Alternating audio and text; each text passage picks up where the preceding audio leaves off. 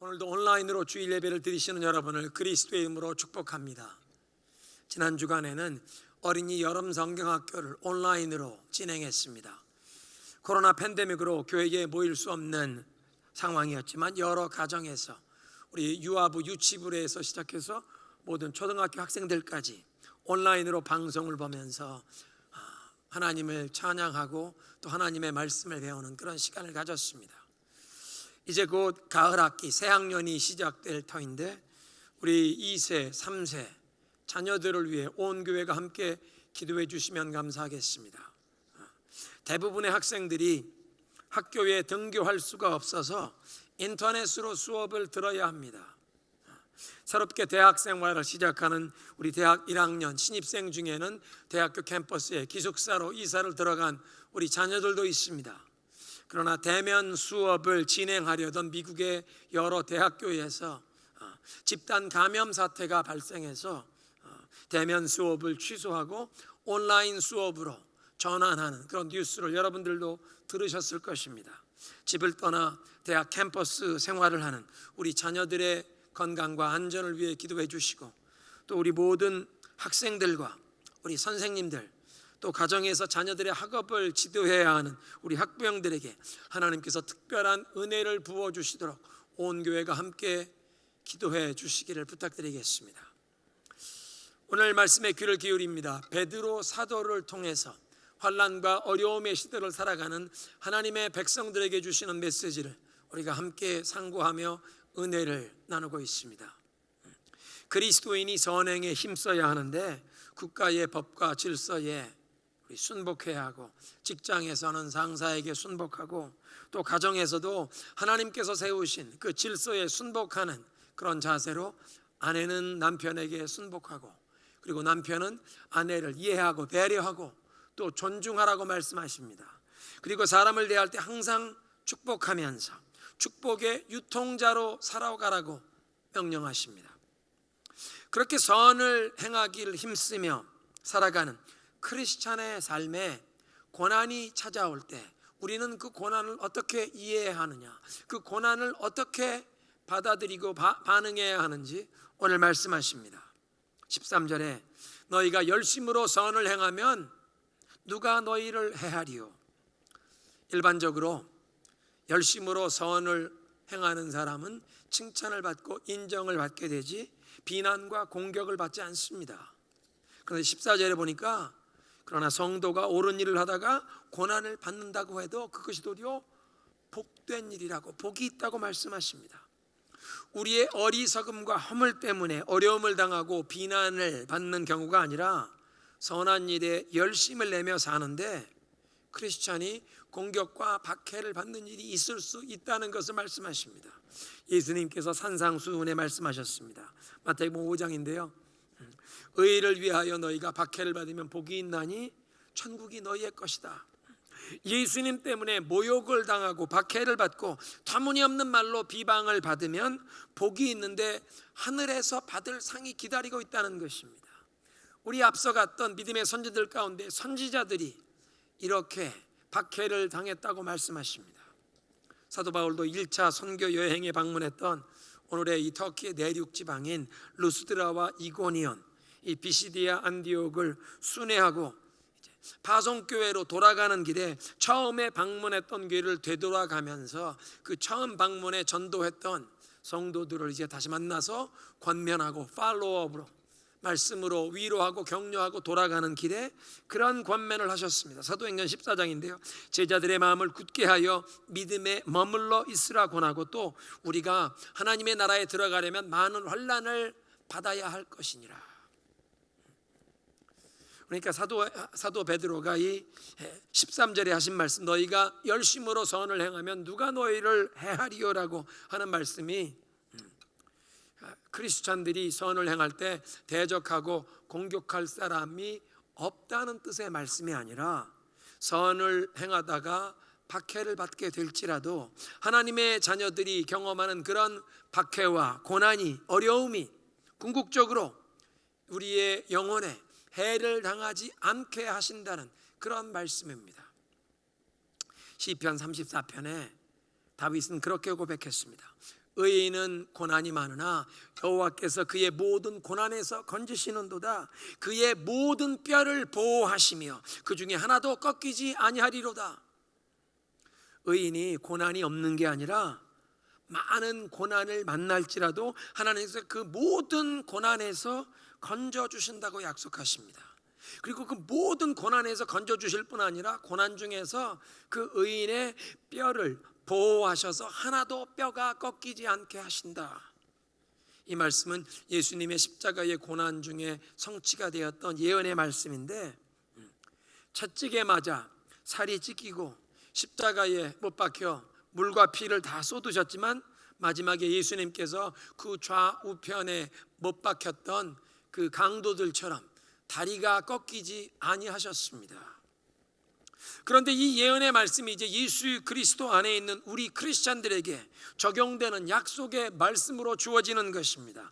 우리가 하나님의 택하심을 받아서 그리스도 안에서 거듭난 하나님의 자녀요, 왕 같은 제사장으로 부르심을 받아서 그 왕 같은 제사장으로 부르심 받아 하나님이 기쁘게 받으실 신령한 제사를 드리는 그런 왕 같은 제사장답게 살아가기 위해서 선행에 힘쓰다가 무고하게 고난을 당할 때 베드로전 3장 12절에 의인에게 하나님의 눈이 향하시고 저들의 부르짖음에 저들의 간구에 하나님이 귀를 기울이신다고 하셨기에 선을 행하다가 우리가 고난을 당할 때 하나님이 우리를 지켜보시고 우리의 부르짖음에 하나님이 귀를 기울이시기에 그 고난 중에 살이 찢기고 피를 흘리는 일이 생길지라도 뼈가 하나도 상하지 않게 하신다. 즉 우리의 삶의 이 프레임이 골격이 꺾어지지 않게 하신다는 것입니다. 하나님께서 주신 사명과 그 비전을 향해 나아가는 우리의 삶의 방향이 손상되지 아니한다는 약속입니다. 그런 환난이 내 몸을 상하게 할지라도 우리의 영혼을 건드리지 못하게 하나님이 지켜주시고 보호하신다는 약속인 줄로 믿습니다. 오늘 예배의 부름에서 그래서 사도 바울이 그렇게 고백합니다. 그런즉 이 일에 대하여 우리가 무슨 말을 하리요? 하나님이 우리를 위하시면 누가 우리를 대적하리요? 기록된 바 우리가 종일 주를 위하여 죽임을 당하게 되며 도살당할 양같이 여김을 받았나이다 함과 같으리요.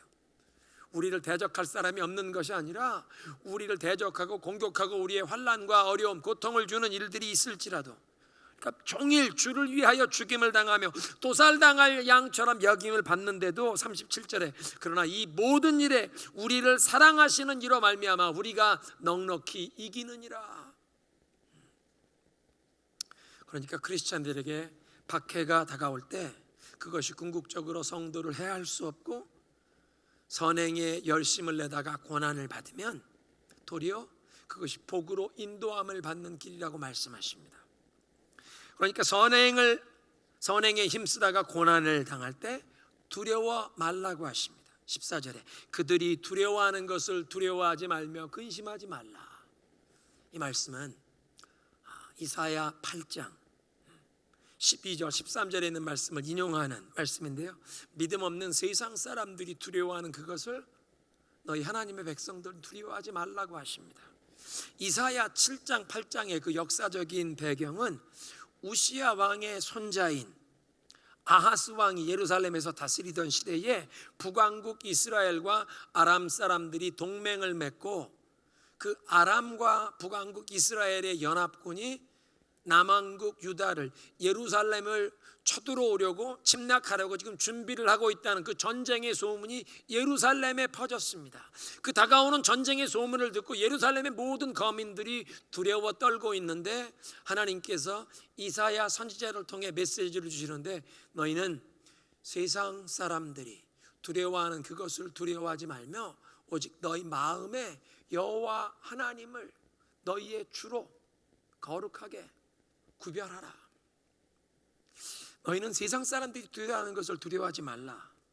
오늘날 세상 사람들, 믿음 없는 사람들, 하나님을 모르는 사람들과 하나님을 안다고 말하지만 하나님의 말씀을 듣지 못하는, 하나님의 말씀을 알지 못하는 사람들은 과연 무엇을 두려워합니까? 코로나 팬데믹 가운데 질병과 고통을, 죽음을 두려워합니다. 경제적인 어려움을 당할 것을 두려워하고 불확실한 미래에 대해서 염려하고 두려워합니다. 이사야 시대에 전쟁의 소문이 들려오는 상황이나 우리가 지금 처한 코로나 팬데믹 상황이나 두려움이 엄습해오는 현실입니다. 그런데 이렇게 두려움이 엄습해오는 현실에 대한 하나님의 해법이 무엇입니까? 오늘 15절에 보니까 세상 사람들이 두려워하는 것을 그러 두려워하지 말고 근심하지 말고 너희 마음에 그리스도를 주로 삼아 거룩하게 하라. 70인경 septuagin트에는 이것이 이사야 8장 13절에 여호와 하나님을 너의 마음에 거룩하게 구별하라 주로. 그 말씀을 베드로가 인용하면서 너희 마음에 그리스도를 주로 왕으로 주인으로 너의 마음의 중심에 주인으로 왕으로 거룩하게 구별되게 모셔라. 그리스도를 우리의 삶의 중심에 그분이 마땅히 좌정하셔야 할 우리 마음의 그 중심의 보좌에 왕으로 거룩하게 모시면 그리스도께서 보좌에 좌정하사 우리의 삶을 다스리시면서 인생의 모든 두려움이 떠나가게 하시는 줄로 믿습니다. 하나님보다 더 강한 자가 없고 하나님보다 더 큰 자가 없기 때문에 하나님을 두려워하고 하나님을 경외하는 사람은 사람을 두려워하지 아니하게 됩니다.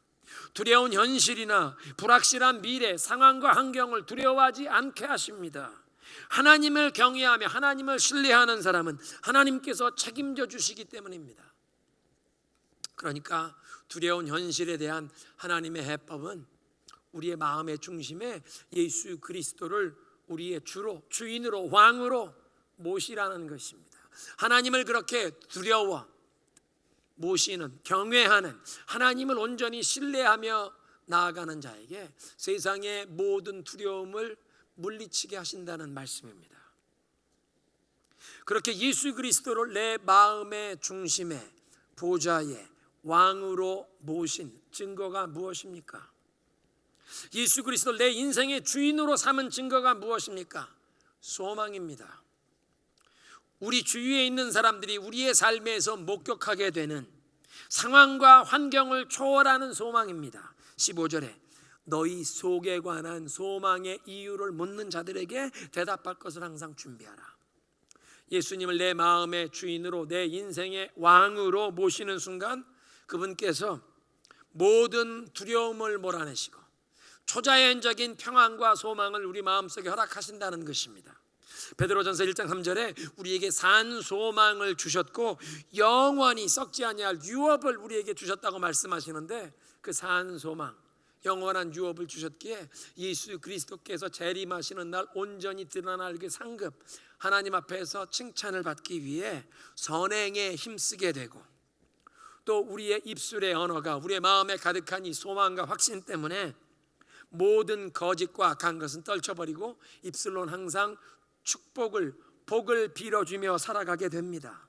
사랑을 믿음을 소망을 우리의 입술로 고백하며 살아가게 된다는 것입니다. 그러니까 우리의 주변에 있는 사람들이 우리의 말과 행실에서 드러나는 이 소망을 보면서 우리에게 질문을 해오게 된다는 것입니다.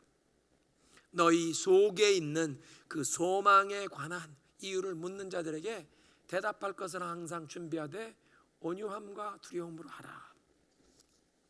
환난과 박해를 앞둔 시대 베드로 사도가 성도들에게 주시는 메시지였는데 박해자들에게 권세자들 앞에 끌려가서 신문을 당하게 될 때 그들에게 어떻게 답변을 해야 할 것인가? 우리 속에 있는 이 소망을 예수 그리스도를 증거할 준비를 하라는 것입니다.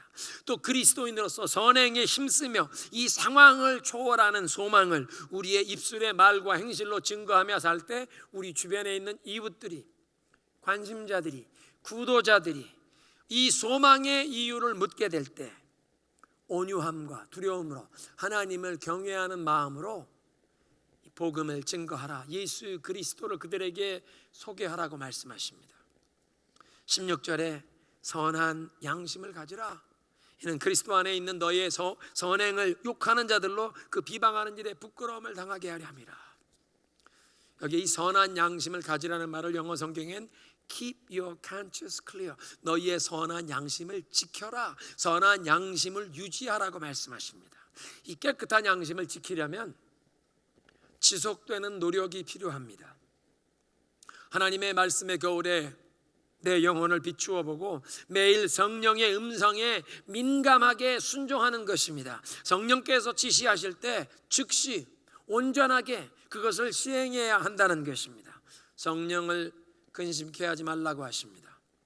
우리 마음속에 평안과 기쁨을 마치 온도계처럼 우리 속에 내주하시는 성령님의 그 인도하심과 음성을 감지할 수 있도록 허락해 주셨습니다. 하나님께서 기뻐하지 아니하시는 일을 행할 때 우리의 마음속에서 기쁨과 평안을 거두시면서 하나님의 뜻을 알게 하십니다. 물론 이 기쁨과 평안이라는 느낌을 감지하는 것은 우리의 주관적인 것이기 항상 객관적인 하나님의 말씀에 비춰 보아야 하지만 중요한 것은 매일매일 하나님의 말씀에 비추어 보며 성령의 음성에 순종하면서 우리의 양심을 깨끗하게 유지하라는 것입니다. 그리고 하나님 앞에서 이렇게 깨끗한 양심, 선한 양심을 지키는 자에게 주님께서 주시는 자유함과 담대함이 있습니다. 사람들의 시선을, 사람들의 말을 두려워하지 아니할 수 있는 자유함입니다.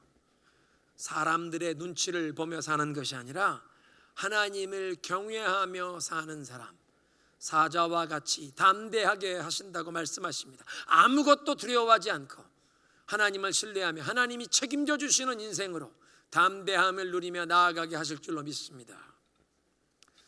사도 베드로는 로마 제국의 여러 지역에 흩어진 그 하나님의 백성들, 디아스포라 성도들에게 앞으로 다가올 박해, 그 네로 황제가 로마 대화제를 그리스도인들에게 그 책임으로 돌려서 앞으로 일어날 이 큰 박해와 고난의 시대를 준비시키려고 이 편지를 기록했습니다. 선행에 힘쓰며 살아가는 크리스찬들에게 앞으로 고난이 다가올 터인데, 고난이 다가올 때 그런 현실을 어떻게 받아들이고 어떻게 반응해야 하느냐. 하나님을 모르는 우리 주변의 사람들처럼 그렇게 어렵고 고통스러운 현실 때문에 불평하고 원망하고 하나님을 의심한다면 그것은 너무나 허무합니다. 그런 신앙은 무용지물 아닙니까? 고난의 경험을 크리스찬의 삶에서 낭비하게 된다는 것입니다. 그래서 베드로 사도는 성도들을 다가올 고난에 준비시키기 위해서 말씀을 주시는데, 예수 그리스도의 고난을 말씀하시면서 그 예수 그리스도의 고난을 통해서 하나님께서 이루신 그 놀라운 역사를 깨우치십니다. 그리스도께서 무고하게 고난을 받으셨으나 그 고난을 통해 승리하셨기에 이제 그리스도를 믿고 의지하며 따라가는 성도들이 선을 행하기에 힘쓰다가 고난을 당할 때 그 당하는 고난은 무의미하고 억울한 비극이 아니라 장래 영광에 이르는 고난이 되게 하신다고 깨우치시는 것입니다. 선을 행하다가 고난을 당하신 예수 그리스도께서 하나님의 뜻 가운데 우리 모두를 위해 이루신 역사를 7가지로, 7가지 완전 숫자로 열거하십니다. 18절에 단번에 이 일을 이루셨다. 영어 성경에 once for all, 영원 전부터 영원 후까지 유일한 하나님의 아들이 이루신 영단번의 구원의 역사이십니다. 영원한 하나님의 아들이 이루신 역사, 영원한 하나님의 아들이 고난 받으셨기에 그 고난의 열매가, 유효함이 영원하다는 것입니다. 두 번째로 죄를 위하여 죽으셨다. 영어 성경에 보니까 for sins, 이것이 하나님께서 죄를 다루신 방법이었다는 것입니다. 죄의 싹은 사망이라고 하셨는데 인간의 그 죄의 문제를 해결한 유일한 길이 바로 이것이었다는 말씀입니다. 세 번째로 의인으로서 불의한 자를 대신하셨으니, 죄 없으신 하나님의 아들께서 불의한 죄인들, 우리들을 구원하시기 위해서 우리를 대신하여 그 죄의 모든 형벌을 대신 받으셨다는 뜻입니다. 네 번째로 이는 우리를 하나님 앞으로 인도하려 하심이라. 예수님의 십자가의 그 구원의 고난이 우리를 하나님 앞으로 인도했다는 것입니다. 거룩하신 하나님 앞으로 들어갈 새롭고 산 길을 열어주셨다고 히브리서 기자는 말씀하는 것입니다. 아담이 범죄한 이후에 하나님을 피해 도망치려고 했는데 예수 그리스도께서 십자가의 고난을 통해 하나님 앞으로 우리를 인도하시고 하나님 앞에 들어갈 길을 열어주신 줄로 믿습니다. 다섯 번째로 육체로는 죽임을 당하시고, 육신으로 죄를 지은 아담의 자손들을 구원하시기 위해서 하나님의 아들께서 사람의 몸을 입으시고 이 땅에 오셔서 배고픔과 피곤함을 겪으셨고 채찍에 맞아 몸이 찢기시고 십자가에 못 박혀서 물과 피를 다 쏟으심으로 내가 목마르다 신음하며 말씀하셨고 마지막에는 십자가상에서 운명하셨습니다. 하나님의 아들이 고통스러운 그 육체에서 죽음을 경험하셨다는 것입니다. 육체에서 죽임을 당하셨다. 그리고 19절에 보니까 그가 영으로 가서 옥에 있는 영들에게 선포하시니라. 이 구절이 베드로전서와 어떻게 보면 신약성경 전체에서 가장 해석이 어려운 난해 구절 가운데 하나인데요, 이 여러 가지 해석이 있어 왔지만 오늘날 이 대부분의 신학자들은 이 옥에 있는 영들을 하나님을 믿지 않고 지옥에 떨어진 사람들의 영혼을 해석하는 것, 뜻하는 것보다 타락한 천사들을 지칭하는 말씀으로 그렇게 해석합니다. 예수님께서 지옥에 갇힌 영혼들을 찾아가서 복음을 전하셨다면 사람이 죽은 후에 다시 한번 복음을 듣고 회개하고 구원 얻을 기회를 주시는 것처럼 해석이 되는데, 그런 해석은 성경 전체와 조화를 이루지 않기 때문에 지옥에 떨어진 사람들의 영혼을 예수님께서 찾아가셨다는 것을 해석하지 않고 타락한 천사들에게 찾아가신 것으로 그렇게 해석을 합니다.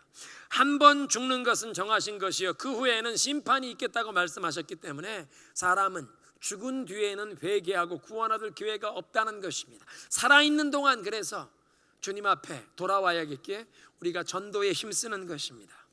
옥에 갇힌 영들, 이 타락한 천사들을 지칭하는데, 하나님께서 세우신 질서를 지키지 아니한 그 타락한 천사들에 관한 말씀에 유다서 1장 6절에 또 자기 지위를 지키지 아니하고 자기 처소를 떠난 천사들을 그 큰 날의 심판까지 영원한 결박으로 흑암에 가두셨다. 흑암에 가두어둔 이 천사들에게 예수님께서 찾아가셨다는 것입니다. 베드로 사도께서 주시는 이 메시지의 이 중요한 주제는 하나님께서 세우신 그 권위 체계와 질서에 순복하라는 뜻입니다. 국가에서 순복하고 직장에서 순복하고 가정에서도 하나님께서 세우신 질서에 순복하며 교회에서 하나님께서 세우신 질서에 순복하고 또 성도가 선행에 힘쓰다가 경험하는 고난 중에도 하나님의 뜻과 섭리에 순복하라는 말씀을 지금 하시는 중인데, 예수 그리스도께서 무고하게 고난 당하시는 중에도 하나님의 뜻에 온전히 순복한 모습을 지금 말씀하는 것입니다. 그러니까 이 타락한 천사들, 하나님의 뜻, 하나님이 세우신 질서에 순복하지 아니하여 심판을 받고 흑암에 가두어 두셨는데 예수님께서 저들에게 찾아가셔서 고난 중에도 온전히 하나님의 뜻에 순종하신 그 하나님의 아들이 취하시는 승리, 죄와 사망 권세를 깨뜨리시는 예수 그리스도의 그 승리를 선포하셨다는 것입니다. 죄와 마귀의 권세에 사로잡힌 모든 하나님의 백성들을 구원하시는 그 예수 그리스도의 구원을 선포하시고 그 타락한 천사들의 그 영원한 심판, 영원한 정죄를 선포하셨다는 뜻입니다. 그래서 이제 18절 마지막에 보니까 육체로는 죽임을 당하시고 그래서 영으로는 살림을 받으셨으니 22절에 그는 하늘에 오르사 하나님 우편에 계시니 천사들과 권세들과 능력들에게 그에게 복종하느니라.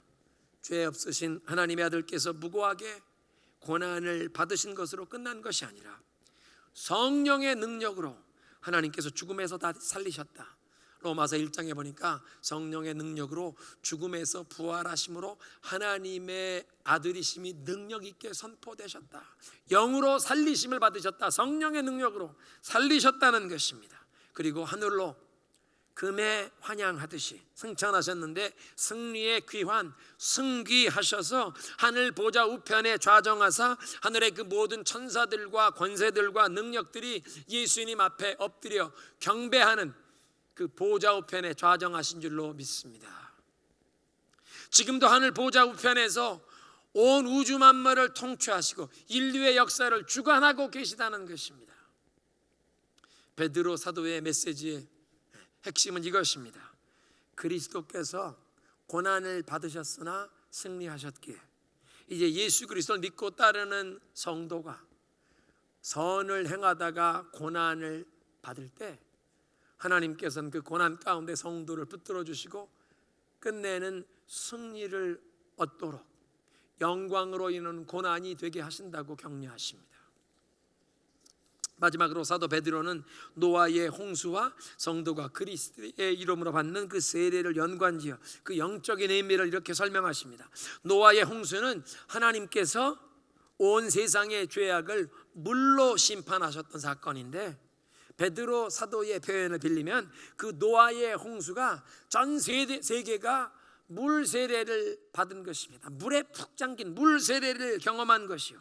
또 베드로 후서 3장 5절 이하에 있는 말씀 보면 현재 세상은 앞으로 불로 심판을 받기 위해 준비되고 있는데, 다가올 불의 심판, 온 세계에 불이 쏟아져서 불에 잠기게 될 불 세례를 기다리고 있다는 것입니다. 노아의 홍수가 임했을 때 물 세례가 임했는데 방주에 들어간 자만 그 물 세례에서 구원을 받았는데, 홍수에서 구원을 받았는데, 앞으로 불 세례, 온 세상이 불에 잠기는 불의 심판이 임할 때 성령 세례를 받고 거듭난 영혼들만 구원받게 될 줄로 믿습니다. 노아의 홍수에서 물은 하나님의 말씀을 믿지 않고 하나님을 거역한 그 세상의 죄를 심판하는 도구였는데, 동시에 그 물이 하나님의 말씀을 믿고 하나님께 순복한 노아와 그 가족을, 의인들을 구원하는 도구가 되었습니다. 하나님의 말씀에 순종한 그 노아가 만들었던 방주를 그 홍수의 물이 떠오르게 했던 것입니다. 그러니까 그 물로 불순종한 죄악의 세상은 심판을 받았지만, 그 물로 인하여 하나님의 말씀에 순종한 노아의 가족 방주에서 구원을 얻게 받았습니다. 베드로 사도가 깨우치는 원리는 이 물이, 노아의 홍수의 물과 우리 그리스도인들이 받는 이 세례의 물이 죄에 대한 하나님의 심판과 새로운 생명으로 가는 이 구원을 상징하는 뜻이라는 말씀입니다. 하나님을 거역하는 죄, 불순종에서 벗어나 생명으로 가는 유일한 길은 심판의 물을 통과하는 것입니다. 노아와 그 가족은 방주를 타고 그 홍수의 물을 통과하여 구원을 얻었습니다. 그런데 예수님께서 우리를 대신하여 십자가에서 고난 당하시고 십자가에 죽으시는 그 십자가의 고난을 마가복음 10장에 보니까 내가 마시려는 잔과 내가 받는 세례라고 말씀하셔서 십자가의 죽음을 세례라고 예수님이 표현하십니다. 사도 바울은 로마서 6장에서 세례란 우리가 예수 그리스도와 영적으로 연합하여 그와 함께 십자가에서 죽고 예수 그리스도의 부활하심과 함께 연합하여 우리도 부활하고 새로운 생명으로 영원히 살게 되는 것이라고 말씀하십니다. 그러니까 성도는 물 세례를 받을 때 그 물에 들어가거나 또 그 물을 뿌리는 그 행위 자체가 중요한 것이 아니라 우리의 마음으로 예수님을 주로 거룩하게 삼은, 예수 그리스도께 온전히 순복하여 우리의 죄를 회개하며 하나님의 아들이신 예수 그리스도께서 우리의 유일한 소망이요 우리의 유일한 구원 되심을 고백하며 그 예수 그리스도와 함께 영적으로 연합하여 그의 십자가의 죽음과 부활에 동참하게 되는 이 하나님의 은총을, 그 영적인 실제에 함께 참여하는 것을 이 의식을 통해 우리가 받게 된다는 것입니다. 그리고 감사한 것은 예수 그리스도께서 부활하심으로 우리가 세례를 받을 때 고백하는 그 세례가 상징하는 그 모든 것, 즉 예수 그리스도와 함께 영적으로 연합한 자는 그리스도의 십자가와 함께, 십자가의 죽음과 함께 우리도 죽고 우리의 죄가 사함받고 예수 그리스도께서 부활하신 것처럼 우리도 부활하여 영원한 영생에 들어가게 되는 것이, 그것이 사실이요 영광된 우리의 삶에 온전히 일어날 확실한 사실임을 증거하는 하나님이 이루신 놀라운 구원의 역사인 줄로 믿습니다. 예수 그리스도의 구원, 부활, 구원의 문을 우리를 위해 온전히 열어주신 사건이라는 뜻입니다. 오늘 메시지를 정리하겠습니다. 그리스도인들이 선을 행하는 일에 힘쓰지만 고난을 받게 되는데 세상 사람들처럼 낙심하거나 불평하거나 원망하거나 의심하지 말라고 하십니다. 무엇보다 두려워하지 말라고 하십니다. 믿음 없는 사람들이 두려워하는 것처럼 두려워하지 말라고 하십니다. 의인은 많은 고난을 받지만 그 모든 고난에서 하나님께서 건져주시고 그 모든 고난에서 우리 뼈가 상하지 않도록 지켜주신다고 말씀하십니다. 하나님이 주신 사명과 하나님이 주신 비전을 이루어가는 그 우리의 삶의 방향이, 우리의 삶의 골격이, 프레임이 꺾이지 않게 보호하실 줄로 믿습니다. 두려움이 다가오는 현실, 불확실한 미래에 대한 하나님의 해법은 우리의 마음의 중심에 그리스도를 주로 우리의 주인으로, 왕으로 거룩하게 모시라는 것입니다. 하나님을 경외하고 하나님을 두려워하면 하나님보다 작은 세상의 모든 두려움이 다 떠나가게 된다는 것입니다. 하나님을 그렇게 온전히 신뢰하고 의지하는 자, 하나님이 책임져 주셔서 사람을 두려워하지 않고 상황과 환경을 두려워하지 않게 하십니다. 불확실한 미래를 두려워하지 않게 하십니다. 물 세례를 받는 것은 예수 그리스도께 온전히 순복하여 그리스도와 함께 영적으로 연합하여 그와 함께 죽음으로 우리도 죄에 대하여 죽고 예수 그리스도께서 다시 부활하신 것처럼 우리도 부활하고 영생 얻을 것을 우리의 믿음으로, 우리의 마음으로 고백하는 것을 뜻합니다. 베드로 사도가 말씀하십니다. 그리스도께서 무고하게 고난을 받으셨지만 하나님께서 승리를 주신 것처럼 선을 행하기에 힘쓰는 성도가 고난을 당할 때 그 고난은 무의미한 것이나 억울한 비극이 아니라 우리도 그리스도 안에서 끝내는 승리를 얻게 하시는 영광에 이르는 고난이 되게 하신다고 말씀하십니다. 이 시간 함께 기도하겠습니다. 하나님, 선을 행하나 고난을 받을 때 낙심치 않고 두려워하지 않게 하옵소서. 의인이 고난이 많으나 그 많은 고난에서 하나님이 건져주시고 고난을 받을 때 뼈가 하나도 꺾이지 않게 보호하신 하나님을 온전히 의지하며 나아가게 하옵소서. 그 두려운 현실에 대한 하나님의 해법, 우리의 마음의 중심에 예수 그리스도를 주인으로 왕으로 거룩하게 모시라. 하나님을 온전히 경외하고 신뢰할 때 세상의 모든 두려움, 불확실한 미래에 대한 모든 염려와 근심, 걱정 다 떠나가게 하실 줄로 믿습니다. 예수님을 내 인생의 주인으로 왕으로 거룩하게 모시며 모든 두려움을 이기게 하옵소서. 예수님과 함께 연합한, 예수님께 온전히 순복함으로 세례를 받은 믿음의 백성들, 죄에 대하여 죽고 하나님께서 온전히 우리도 부활에 참여하게 하실 줄로 믿습니다. 그런 소망을 가진 주의 백성들, 무고하게 선을 행하다가 고난을 받을지라도 그것이 무의미한 비극이 아니라, 억울한 비극이 아니라 끝내 승리에 이르게 하실, 영광에 이르게 하는 고난이 되게 하실 주님을 신뢰합니다. 함께 기도합니다.